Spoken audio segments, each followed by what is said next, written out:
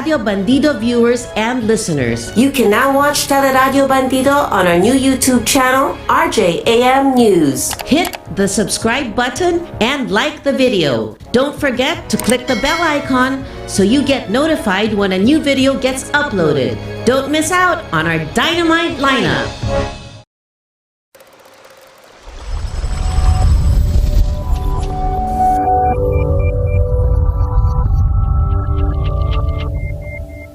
Hello and welcome to the World News Jam right here on DZRJ and RJTV. My name is Eric Lecain. We are here on the radio on 810 AM and on Sky Cable Channel 224 and TV Plus boxes and Facebook and YouTube. We are broadcasting all over the Philippines. Thank you so much for joining us here to talk about the stories of the week that you are interested in as seen by the questions that our listeners have sent in to us. But without further ado, let me first introduce the most beautiful Lalie Tolentino. Now, Lalie Tolentino, you look like you are dressed up for something. Could it be Halloween? Yes. It's Halloween, right? It is Halloween. I'm the ninja. Today is Halloween, and Lalie Tolentino is a ninja.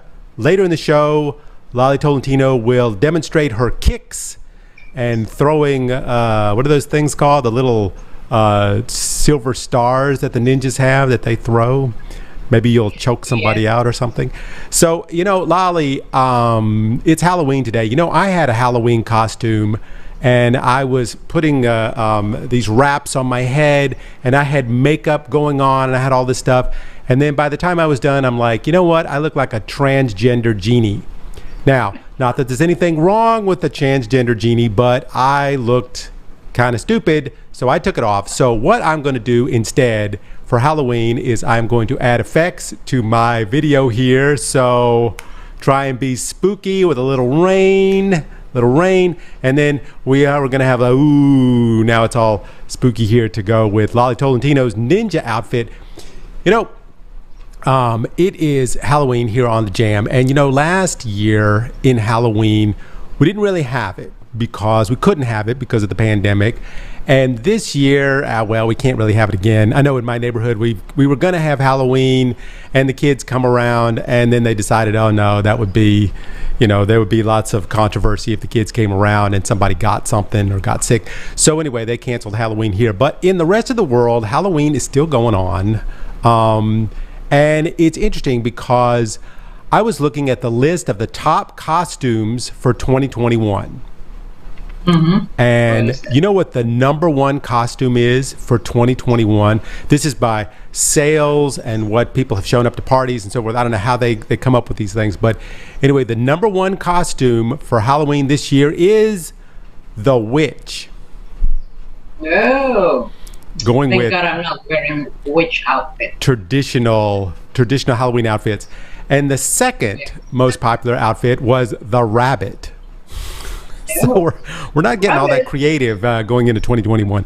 The third was the dinosaur, followed up by Spider-Man, Cruella de Vil, the mean lady from 101 Dalmatians, followed up by the fairy, Harlequin, cowboy, the clown, and rounding up the top 10 was Chucky. Chucky's pretty scary. I'm scared by Chucky. Anyway, so yeah, if a kid came to my door dressed as Chucky, holding up a knife with blood, coming all out of his face, yeah, I guess I'd be scared. But what the interesting thing was I found on the list was number 18, which you and I would love. The costume is called the 1980s, basically covering the entire decade of the 1980s. There is a costume for that, and that is number 18. Oh, okay. Yeah, because, that's around our time already, 80s. People go, did you grow up in the 80s? And I'm like, I didn't grow up in the 80s. I was already grown in the 80s, I think. Yeah. It doesn't seem like it's that far away, but actually I guess it is. But anyway, far enough away that it would be a Halloween costume all its own. Also, I thought what was interesting is number 23, which was the Squid Game. People wearing those masks with the little design on it. Yeah. The group that you're put into in the Squid Game. Have you seen the Squid Game, Lalie Tolentino? Actually, I didn't watch it yet. I just a little bit of when somebody sent me, and I said, okay, not interested to watch this, but who knows? One of these days, I'm going to watch it. It's funny because everybody was talking about the Squid Game, so I started watching it. I put it on, and I thought to myself after the first, 20 minutes of watching it, this is the stupidest thing I have ever seen. Why am I watching this? Why am I wasting my time watching this? And then you're sitting there and you're like, this is the stupidest, dumbest show. And then before you know it, you've been watching it for 8 hours. Really? Yeah, it really does draw you in. It really does suck you in. I know there's some interesting controversy about the Squid Game because the people that made it, I don't think they ever thought it would be this popular. And now Netflix has made like $1 billion off of it. And now they're like, can we have some of that money? And Netflix is like, no.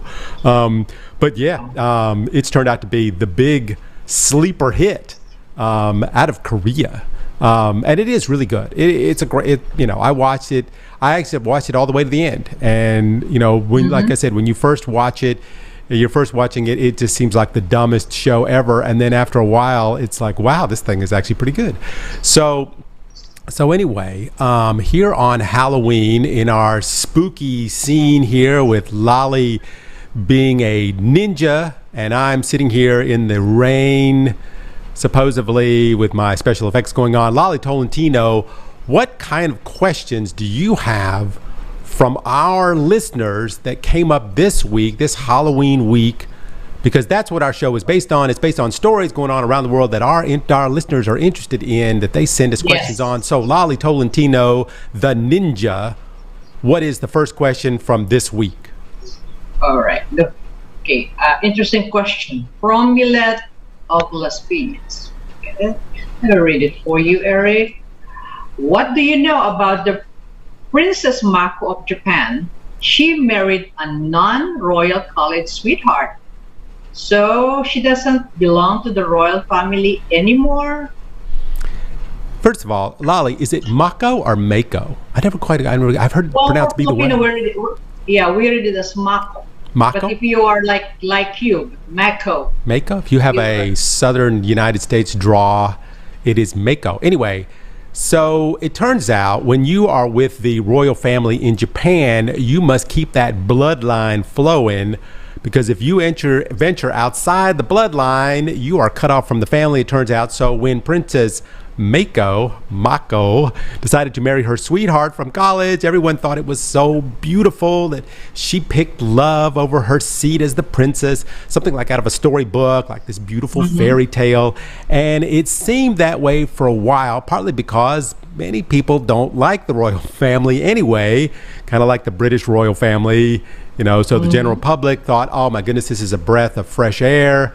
It's just like Meghan and Harry.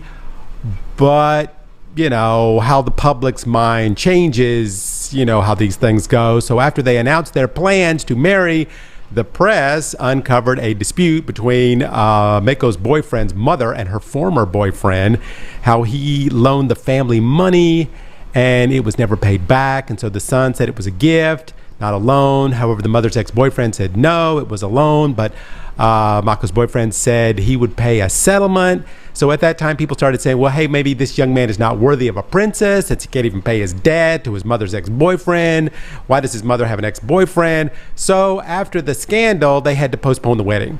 And then, after that, he went to law school in New York to study law, and he returned to Japan.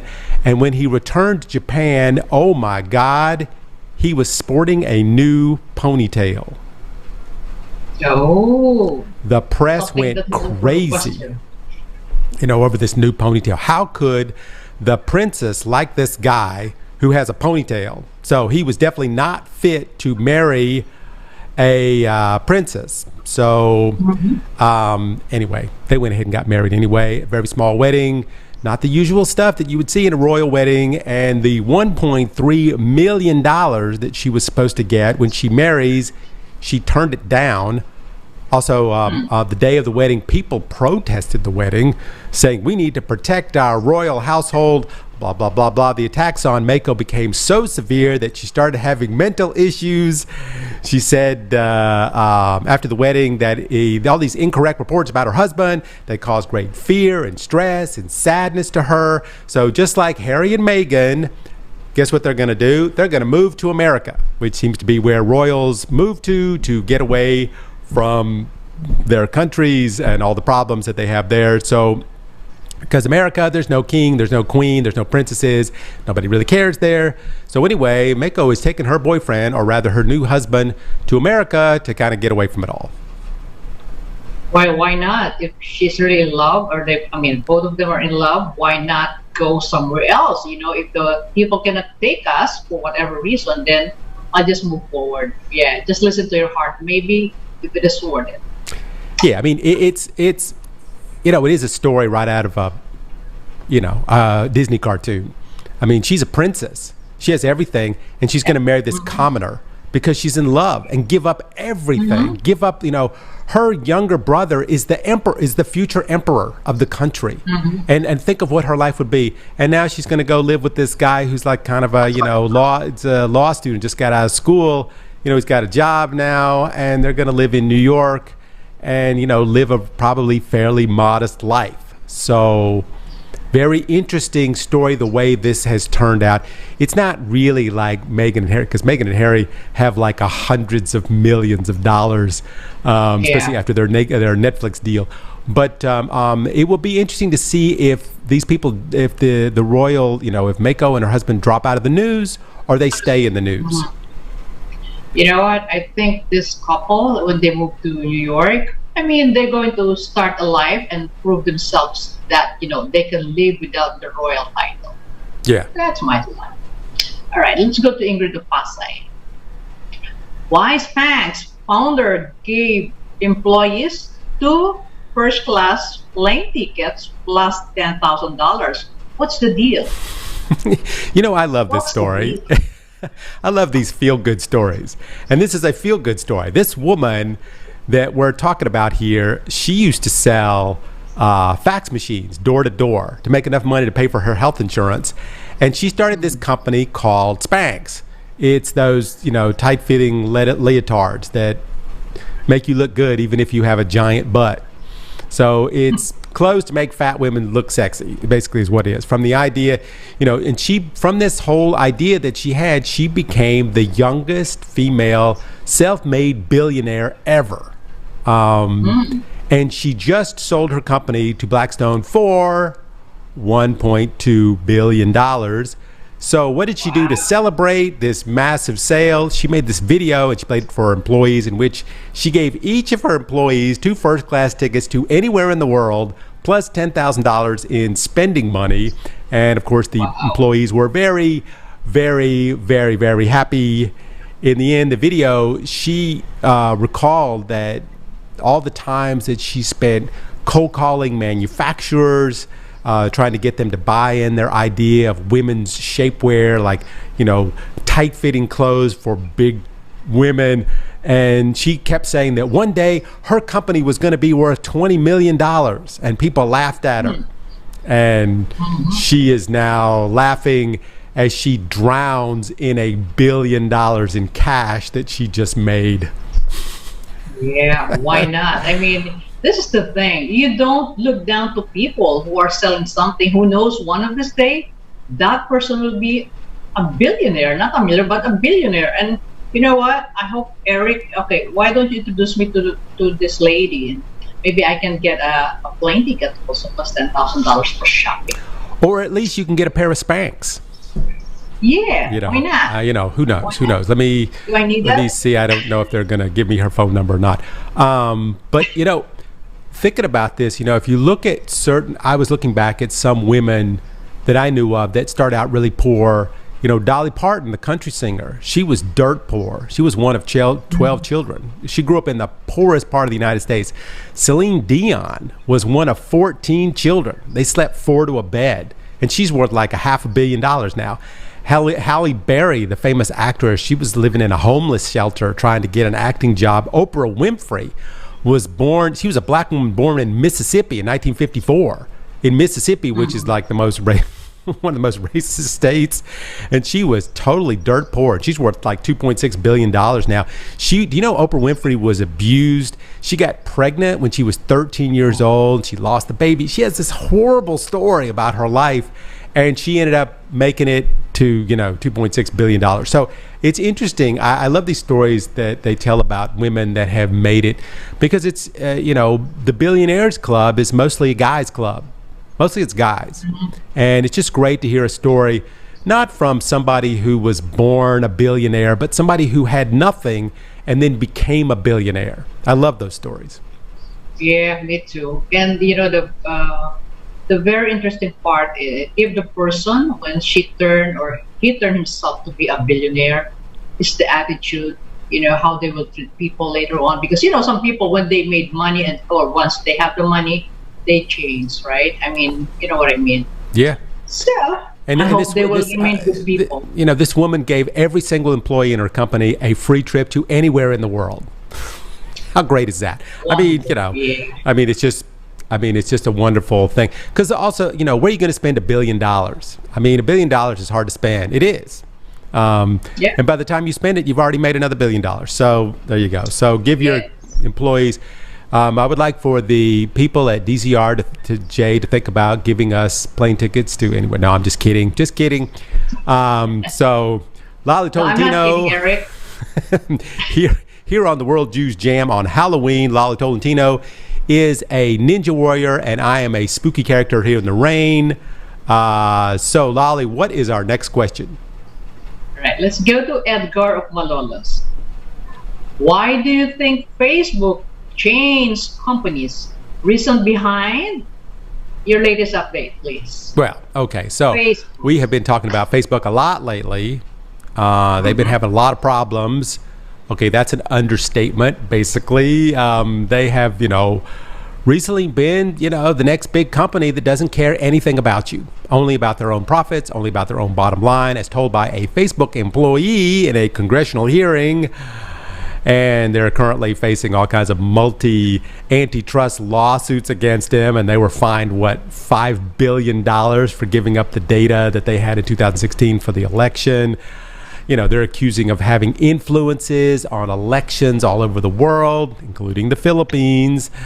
And let's not forget the mountains and mountains of information that they have posted during the COVID outbreak, which has led to millions of people dying.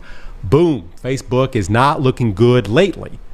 So what did Facebook, the largest company in the world, is on the hot seat.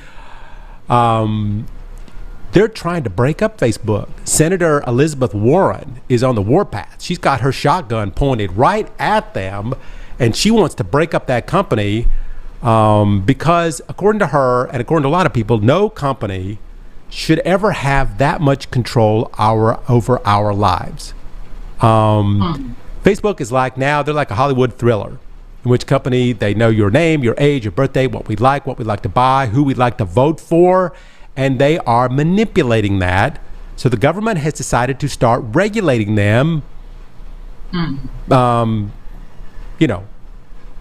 because they think that company has so much power. So what did Facebook do? They decided to change their name to Meta, because they knew this is coming. Basically, Mark Zuckerberg wants to be the king of the Meta universe, and he is, the one to bring users into the new universe. They had a kind of an infomercial this week, which we all watched, where Mark Zuckerberg explained what the meta universe was, what they were doing. So basically, the company is now called Meta. And then there are companies under Meta called Facebook and Instagram and all the other ones that they own, WhatsApp. So it gives the appearance that Facebook is breaking up. But I don't think anybody's going to be fooled by this. So, okay, let me ask you. This is just get into my mind. So, are they going to change the name Facebook in our social media, or Facebook will stay exactly the same? Mark Zuckerberg said nothing's going to change about Facebook. It's just another company of Meta. All right. Because like there's a holding company. Yeah, nothing is really going to change. But Mark Zuckerberg had to do something because the government is about to step in and they are going to split them up. And they're going to say, okay, you'll get Facebook, but somebody else gets Instagram, and somebody else gets WhatsApp, and somebody else, because they own like 100 different companies. And so, the government's about to make a ruling on this. And so Facebook said, before they do that, we'll try this trick and see if it works. And companies have tried this before when they were, when they wanted to be split up. So, I mean, over the last, 6 months, Facebook has been claiming that all these things that are going on are not their fault, that bad people do bad things and they just do it on their platform. But, so far we've been swallowing that. But a few weeks ago, we found out that there are people doing bad things on their platform, and they knew people were doing bad things on their platform, and they chose to look away because they were making so much money off of it. And I think that, really was the kind of the big bombshell that came down on Mark Zuckerberg, and now he's got to think about something. So what do you do when everything looks like it's not, when it's bleak and everybody hates you? Change your name. And the commercial that they did was just, it was hard to watch. I watched him, he's trying to say, we're going to change your life. We're going to do all these things. But one thing that he didn't do in that infomercial was he did not talk about any of the stuff, the misinformation that Facebook has, and how they're going to fix that, how to stop people from being radicalized to dangerous levels by simply being on the Facebook platform.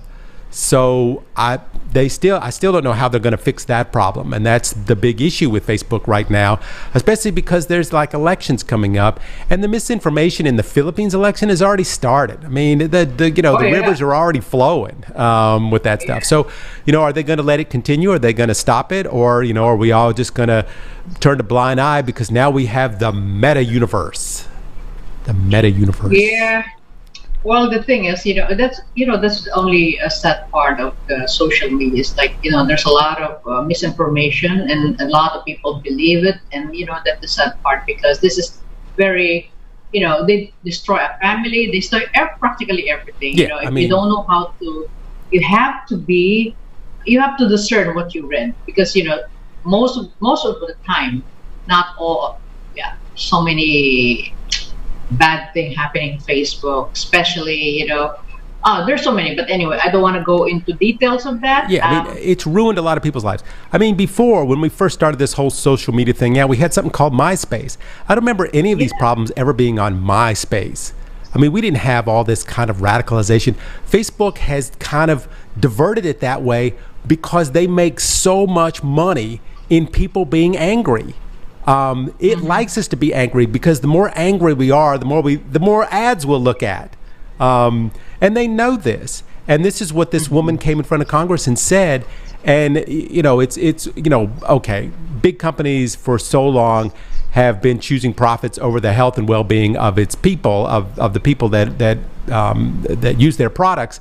However, this seems to go far and beyond that. And I think right now Facebook has to do something. They got to get their stock back. First thing, their stock has been dropping because of all these things. But this whole thing about, okay, well, we just changed the name of the company and then everything is solved. Okay, who's going to buy that? Are you going to buy that Ninja Lalie?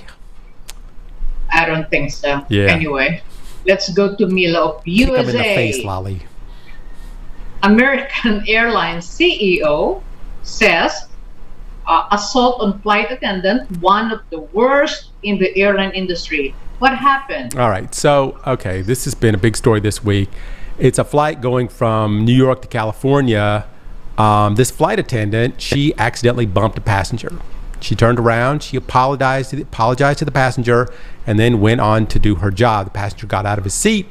He walked to the galley, and he punched this woman in the face twice. And then he walked back to his seat, and he sat down. And there were some reports that were saying that there was some kind of argument about him wearing a mask, but I'm not sure if that's true. But I think she just bumped him. But because of this, the plane was diverted because he broke bones in her face. He hit her really hard. It was an assault on her. So they diverted the plane to Denver, and they landed in Denver, and they removed this guy and arrested him. And so, this woman, they haven't let out all the information yet about this story yet. But like I said, there are multiple bones in your face, and he broke some of the bones in her face. And it makes it just seem like, okay, a flight attendant is now like being a policeman or a Marine. I mean, that's the kind of violence and danger that you're in being a flight attendant now. And just to go back, I think we talked about this months ago on the show here, that there's been over 4,000 incidences, violent incidences toward passengers. 85% of all flight attendants have said they've had to deal with something this year, some kind of violence. And if you go back and you look at the investigations that we had in 2019, there were 146 investigations in 2019. There were 183 investigations into violence on planes in 2020. And in 2021 so far, and we're not even at the end of the year yet, so far there's been 789 investigations into violence on planes. And much of this has to do with mask wearing. Wow. It all started in the U.S. Yes, it did. It started in the U.S., where we're not going to wear a mask because the government tells us to, and our president says that we don't have to wear a mask. It's something. There's a new word out now. There's a new term called air rage, and this is what is happening on airplanes. And a lot of it has to do with alcohol. They probably shouldn't be serving alcohol on planes anyway. But anyway, it has a lot to do with alcohol on the plane. But this new air rage that's happening now, and a lot of it has to do with like I said, these political views, and I hate to say this again, but Facebook pushes these issues to people, and it makes people angry about the vaccine. We don't want to get the vaccine. We don't want people telling us what to do. And it's all to do with politics. It really doesn't have anything to do with your health. It has to do with what political affiliation you are. It does. No matter what anybody says to me, I'm going to believe that. So, people get onto planes and they don't want to. I mean, I was stuck in the United States for how long? For over a year. And I went into stores and I saw people arguing, I'm not going to wear a mask. I don't have to wear a mask. And they're like, yes, you do. It says right here on the sign, you have to wear a mask. And it's our state mandate that you have to wear a mask. I'm not going to wear a freaking mask. Blah, blah, blah. And it's the same on planes. But the problem is, on a plane, you can't kick them out of the store. You're stuck on the plane. And so people drink in and they don't want to wear their mask. And okay, what are we going to do? Let's punch the flight attendant in the face. That's, that is so, I don't know what to say. Is this really happening? Yeah. Yes. Is this really happening? Yeah, that is the question. And that is the, Yeah, and this all happened again in the United States. I don't know about other airlines from other countries, but I don't think Philippine Airlines has this kind of problem. I don't know, because maybe we are more kind of nicer people than the people in the U.S. Sorry to say, but that's how it is. I mean, I fly all the time. I fly back and forth from Manila to Cebu. Even during the pandemic, I'm flying all the time. And nobody gets on the plane without a mask, without a face shield. Everybody is pretty orderly. I've never seen any complaints about anything. I've never seen anybody drunk on a Air Asia plane, or a Philippine airplane. So but I've been on many United States flights, and yes, I have seen many things on U.S. flights. So that's a problem, especially when you get your passenger drunk. He drinks a little too much of those little bottles of vodka, and before you know it. And have you seen the videos? I mean, some of them are amazing. Like people fighting, fist fighting, on an airplane. It's just insane. It's crazy. We're going really crazy, Lalie. I think really, I think the airline should really think of this, of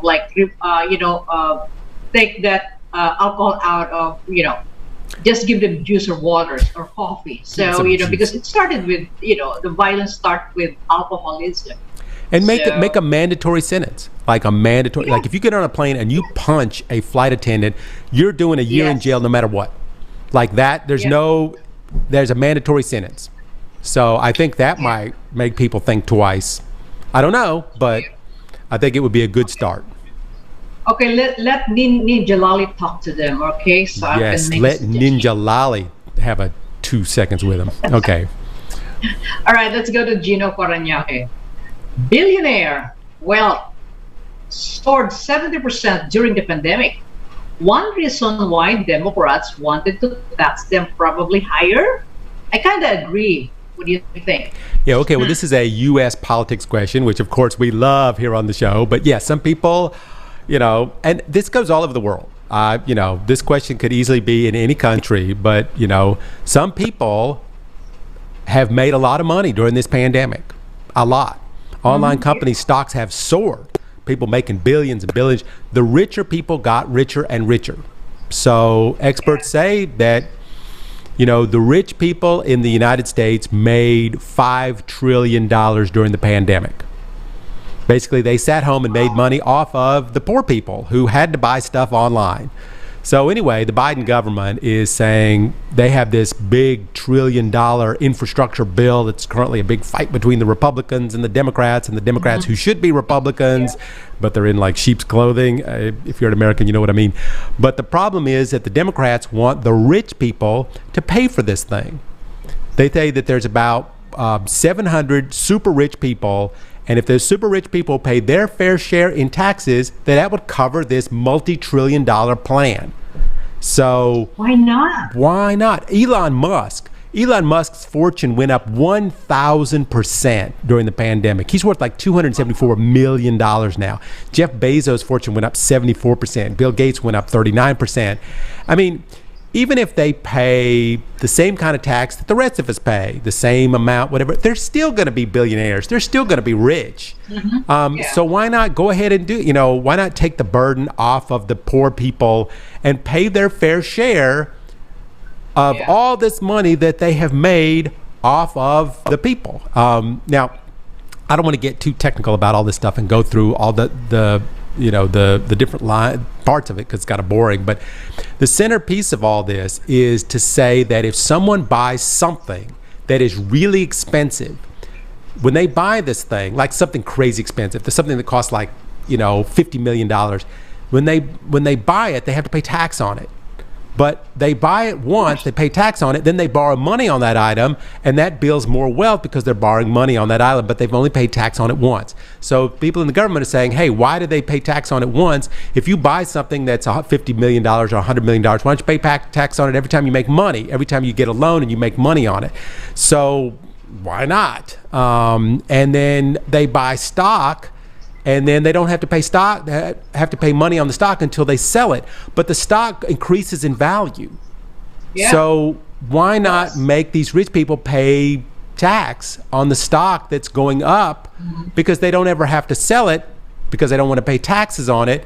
So, it's making the wealthy wealthier without having, whereas the people who are working people that work in the gasoline station or work as a waitress, whatever, have to pay taxes on everything they make. Yes. So, anyway, and the Republicans are all against this. No, we don't want the rich people to pay taxes because if they have to pay taxes, then they won't buy stock anymore. They'll just buy paintings and sports memorabilia, and the economy will suffer. And no economist believes this. Nobody says this is true. So the Democrats are saying, hey, you know what? Let's just tax these people, get them to pay their fair share, and then everybody will be equal.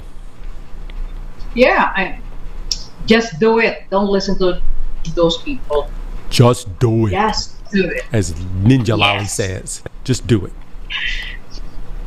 All right, let's now go to a little lighter, maybe, from Matthew Pasig. This guy about health. What is the difference between stress and burnout? What do you suggest? Well, here we are with these health Stress questions. and I love burnout. these health questions because this particular health question really was geared right at me. Somebody who has suffered lots of stress and Same lots of here. burnout. Stress really is about pressure. Many, many pressures that you have, things piling up, things that demand so much from you. But burnout is kind of different. I mean, burnout there, you're losing your focus. You become very cynical about your job. You're irritable. You're impatient. You don't seem to have any energy anymore. You can't explain why you're even there anymore. You have no goals. You lose pride in your work. You forget things. You lose your concentration. Stress and burnout kind of go hand in hand, I have to say. But burnout, especially if you're in a job, it can cause health problems. a lot of people that have burnout think of suicide, especially when you start to get into Asian countries. People get so burned out with their job or burned out in school even, that they start having, lots of issues with their health and their mental stability. So, I think the question was, how do you deal with burnout? And the first thing you have to do, in my opinion, is find the source of your burnout. What is causing it? What's the source of your stress? And a lot of people, it's money. It's money. It's relationships. It's toxic people in your life. It's Yes. One of the things that I know for me that caused a lot of burnout was procrastination. You have to sit down and you have to stop yourself from procrastinating. I'll sit down, I'll have to do something, and I will think about how to do it for like a week, where it should have taken me 10 minutes. So one of the things you have to get over it is stop procrastinating. Write it down. Write things down. I learned a lot that by writing issues down, then you have a chance to, instead you're thinking, you're laying there in bed at night thinking about it. But if you write it down, you have a chance to see it. You can see it from a distance, and you have a chance to figure out a way to work it out. Mm-hmm. Yeah. All right. I mean, Ninja Lalie, are you ever stressed? All the time. All the time. Yes. It's, especially here in the pandemic, we're all stressed. We're all burned out from the pandemic. Yes. So that's that's the best answer I can give. I mean, I can tell you what I do is, like I said, first thing you have to do is stop procrastinating, make a list. Lists work great. Okay. Now let's go to Mehdi of Makati. Okay, let's go to local news now. Mayor Sara Duterte of Davao replied to Tulfo column in Philippine Star News, October 27. Can you explain what chismis she is referring to? Well, if I understand that word right, it means rumor or gossip, Yes. doesn't it? Yes. Yes. Chismis. But sometimes rumor and gossip is based on fact. I'm just saying, Tulfo, we all love him. I mean, everybody loves him in the Philippines. He wrote a piece called Plan C, and it was a lot about what his sources tell him about what Sarah is planning. I mean, a lot of those things he said, we have said right here on the show, and what many people have speculated, she's going to do in regards to the presidency. Of course, the most recent rumor is that she will be the vice president of Bongbong Marcos. Who knows? But, this would be upsetting Senator Go, who's also running for vice president, and that Sara Duterte can't even talk to her father without passing through Go, who she calls a slave to her father. Anyway, that there's, bad blood between Sarah and her father because of her mother, the woman who was the flight attendant, et cetera, et cetera, et cetera. Anyway, so she has demanded an apology. And she said that the article betrays the Philippine Star's credibility. I mean, okay, it's politics, Half of what they say, is, I mean, rumors sometimes are based on truth. I mean, last month, there were posters everywhere, even in Cebu, there were posters everywhere that Sara Duterte was going to be the next president. So, I mean, then she says she's not running, and then De La Rosa runs, but says basically he's there in case Sara Duterte wants to be his substitute. I mean, okay, Sarah seems to be, in this particular case, as thin-skinned as her father. I mean, there's many things that Tulfo says that many people just believe. It's not like he gave us something like, bizarre, something that we couldn't believe. I mean, a lot of these things, I mean, I don't think that Sarah should get all hot and bothered about this opinion piece. I mean, right now, well, not maybe now, but before, Sarah was polling higher than anyone as far as the presidential candidate. I don't understand why Sarah's not running for president. I think that she should. I think that, she would make a great candidate for president. But, I hope she doesn't get too crazed about what people write about and writing about her in the papers, because if she does, I mean, she's going to be, she's going to be stressed out and she's going to go through burnout. Yes. Maybe she's, for me, we'll just have to wait for November 15 because that will be final. So, I'm not going to argue with anyone about this one. I'll just wait as usual. I mean, all these rumors, but they're not exactly. I guess they are rumors, but they're the stuff that everybody's been saying. It's not just Tulfo's been saying this. We even said some of this stuff right here on the show. So because Filipinos are basically, they said, Filipinos are basically their mind are working fast. I mean, they can always think of something positive or negative. So easy for Filipinos to conclude, and of course, some people they write it on the papers, like the newspapers. So yeah, of course. I mean, it becomes a topic. If they didn't write about it, I would be like, why are they not writing about it? I mean, I've said before that I don't think Sara Duterte should run for vice president with Bongbong Marcos. I think she should run for president. I've said this before. I mean, why wouldn't she? I mean, she's polling. Her posters are everywhere.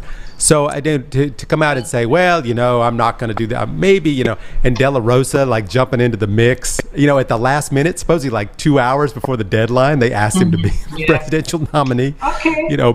So I mean, of course, there's going to be some gossip and there's going to be some rumors. I don't think she should get all bent out of shape about this, because I think Sara should, do like what I said. I think Sara should run for president.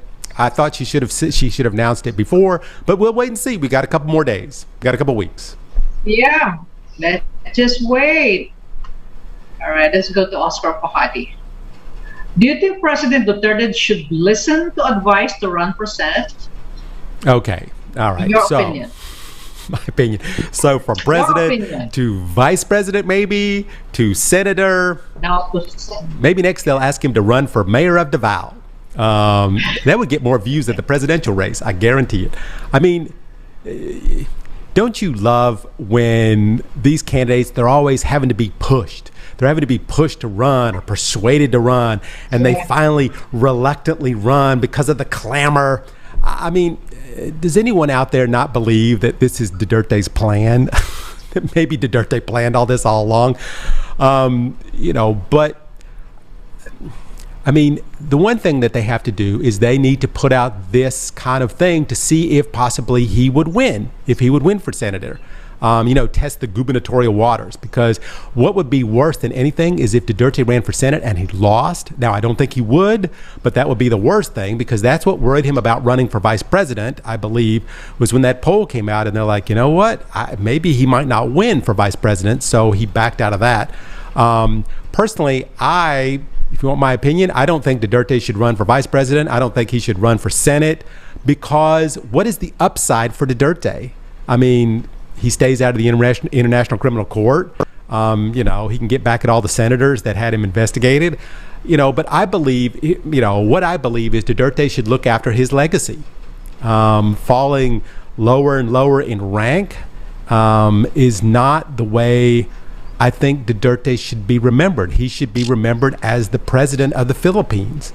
I don't think he should become senator. I think, he should be the former president of the Philippines. I think that's the way they should announce him every time he speaks. I mean, Duterte's not going away. Yes. He's not going away just because he's not going to be president anymore. He's still going to be out there. He's still going to be in the news. But to run for senator, I don't know. I mean, for me, anyway, I think that he should stick to preserving his legacy. For that, I can agree with you, Eric, because if I already have the highest position in the land, why will I go down like what other politician did, from president to congressman to whatever? I'll just stay in that position as president, because that's the highest position in the land. Keep it that way. I mean, like you said, the legacy. I know he did a lot of good things also for the country, of course. I mean, a lot of people would criticize him for what he did. I mean, it's always like that. It's part of the politics. But I think the best thing for him to do really is just to step down as president and read his accomplishment. Yeah. That can he? Yeah. That's all. That's all. Mr. President, let's have coffee. Anyway. Talk to Ninja Lalie. Yes. I'll give you a good joke from Eric. Anyway, let's go to Edna of Makati. All right.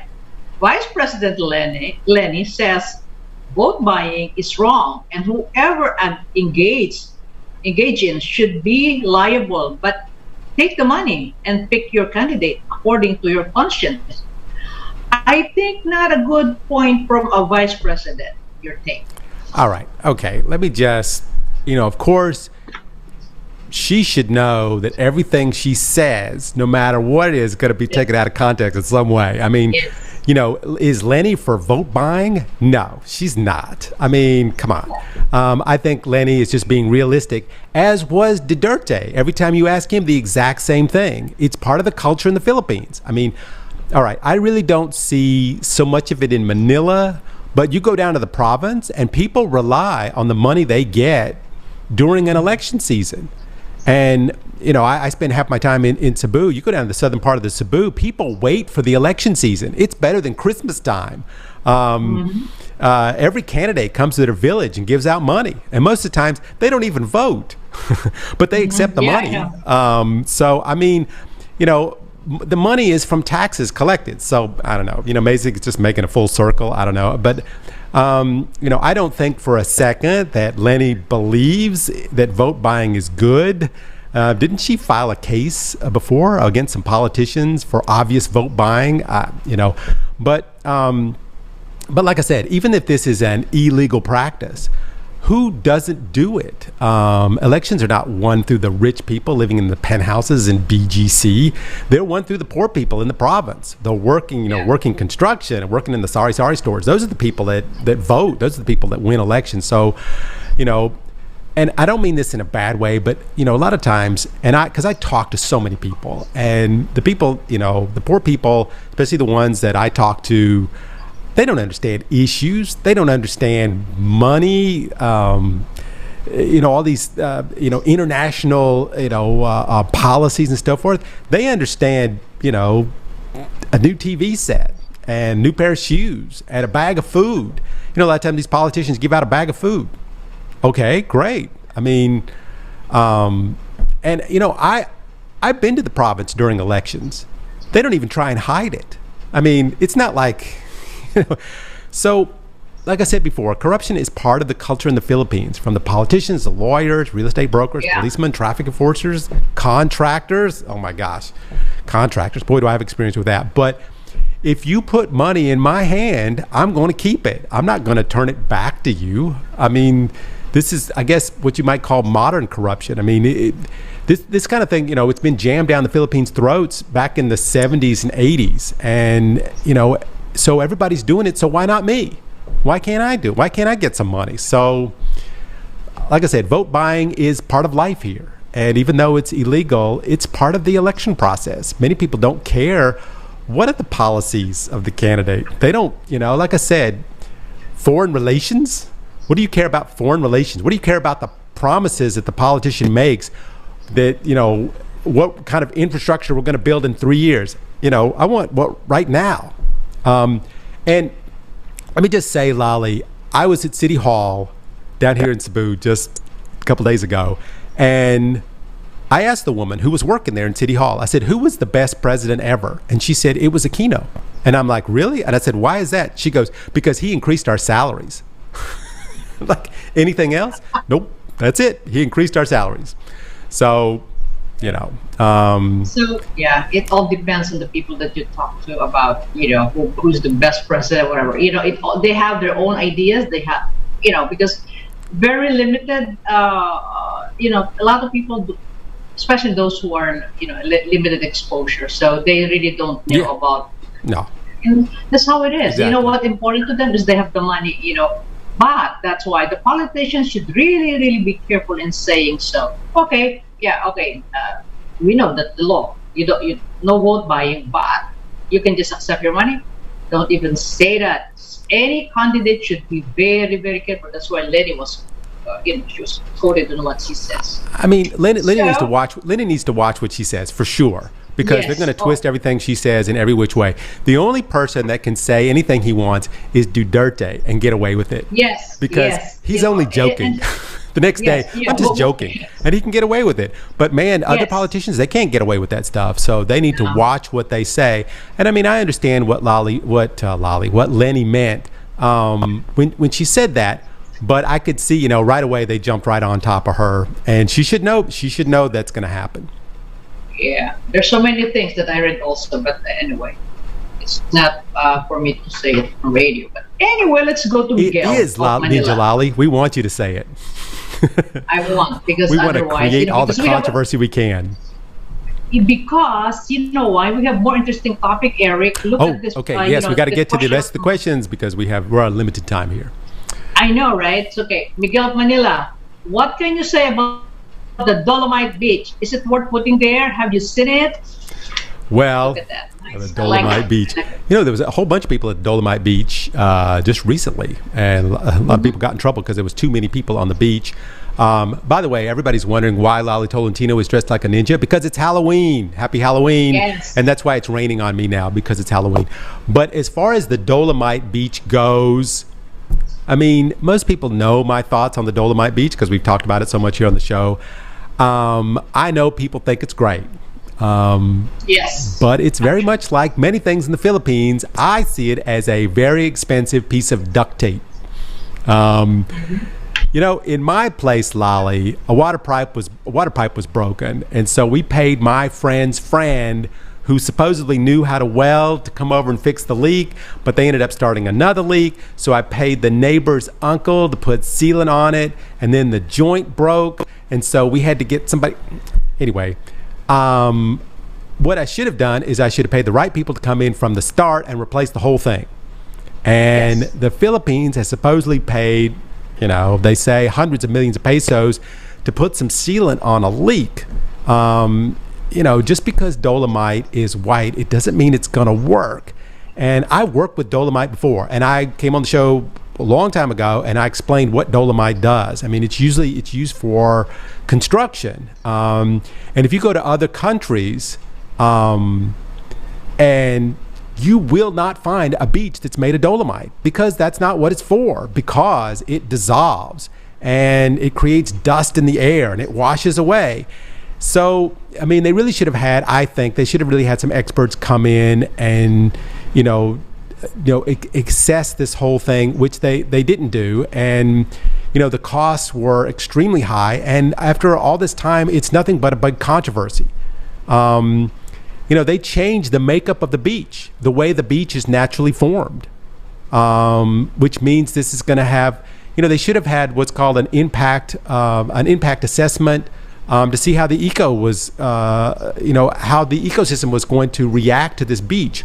And it just caused a lot of, problems, because the Philippines didn't do any of this, according to reports. When you replace a tree with a cell phone, the birds are going to know something's up. And so if you remove all the vegetation from the area and replace it with something that would never naturally be there, there's going to be a problem. All right. The Dolomite Beach, I think, it's, there's so many controversies about that. We know that. We talked about that long time ago. But anyway, bottom line here is this. That makes people, they said, well, because they made an interview to a lot of people there. They like it. They enjoyed it. Let it be now. It's already there. We cannot argue with anybody anymore about that. Even the Secretary of DNR, he fired the guy in charge of the Dolomite Beach because, it's a lot of people, that was last weekend when, my God, when I saw it also, people like, oh my God, there's a lot of people. And that is my... The army guy got in trouble for letting all those people on the beach. I'm really scared. What really made me scared? It can really be a super spreader. I remember which one it was, the government spokesman, he said the public should come down and see if the beach is harmful. How are the people going to see if the beach is harmful? They come down, they see the beach, they just redid it. They redid it again because the beach washed away. Yeah, I mean, so they came down and redid it. And what did the other guy said that, beaches around the world are made from Dolomite. What beach? Where? What country? I don't know any beaches that are made out of Dolomite. They're made out of something else. So, we all agree, you and I both agree that something should have been done. I mean, Manila Bay, I live over there. Manila Bay looked horrible. So they needed to do something. But, they put a Band-Aid on a wound this big. I think maybe they should have gone out and gotten a real doctor to come in and assess the problem.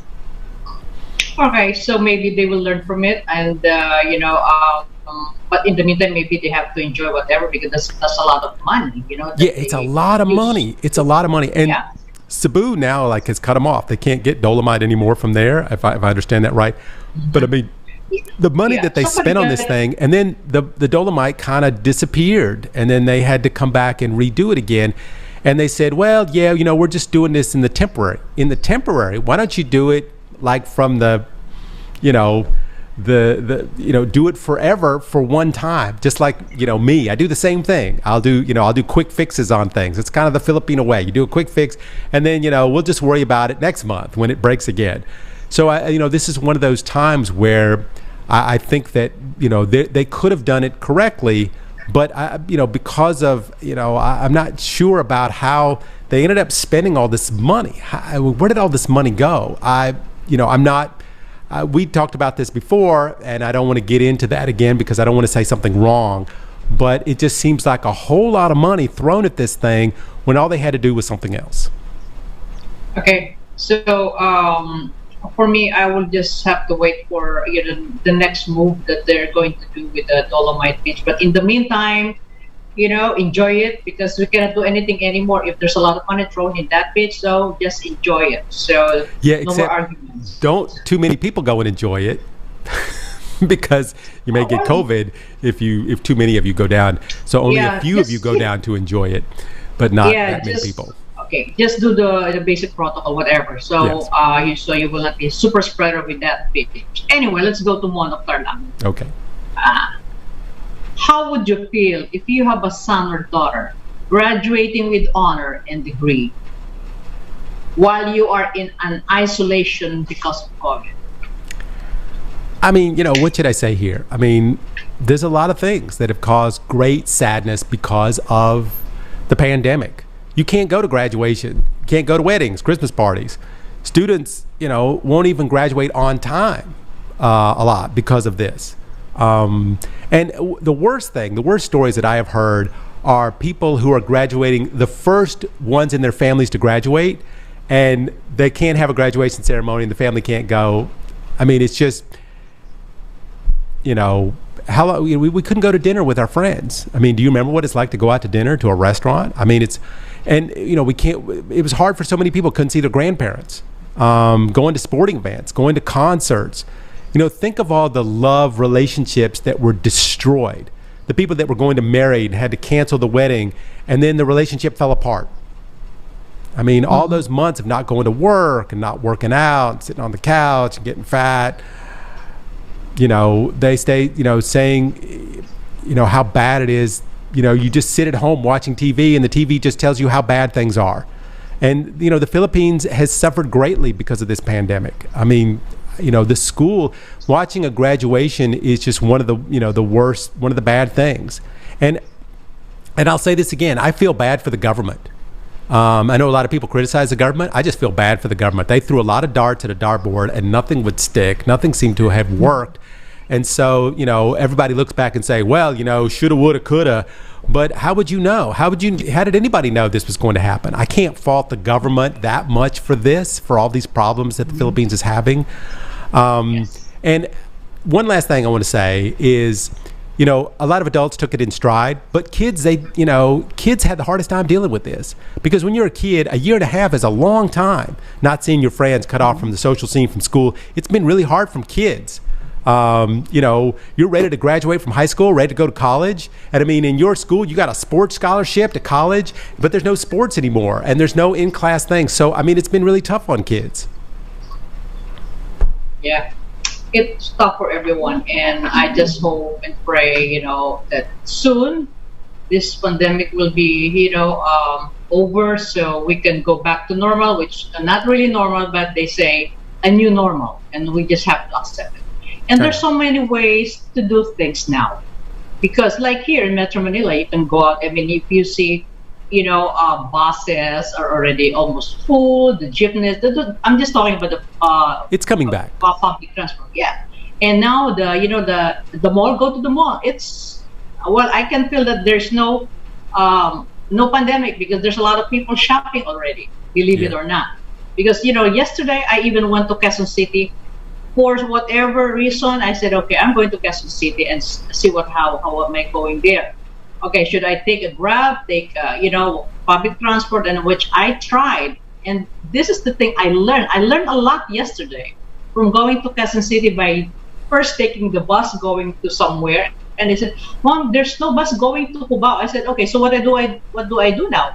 Oh, you can take the carousel going to this street. So what about the MRT? Take the MRT, which I did. Guess what? I love the MRT yesterday. You know why? Almost empty. Because the senior, the PWD, they have their special seat. Yeah. And the air condition was great. And you get to the destination just right on time. If you leave your destination on time as well. But then, there's some good things and bad things happening. But it's a matter of acceptance of whatever situation we might be in right now, Mr. Lecain. So, Well, we cannot be so emotional in things. But of course, we do once in a while, and we just need to be positive also at some point. Christmas is coming, and I know it for me, with or without the pandemic, Christmas is stressful because there's so many presents to buy for your relatives and friends. Speaking of leaving things, Lalie, we have to leave the show because we have talked too long. We are out of time. Our Halloween show special is now at a completion. But Lalie, thank you so much for all the people out there for all the great questions that they asked this week. Everybody as Lalie was saying, have a safe time out there, especially now that the pandemic is ending, but not over yet. So everybody still continue to be safe out there. And for me, Eric Lecain here on the World News Jam, and Lalie Tolentino, we'll be back next week. So please join us then. Everybody stay safe. We'll see you next week. The views and comments of the hosts and guests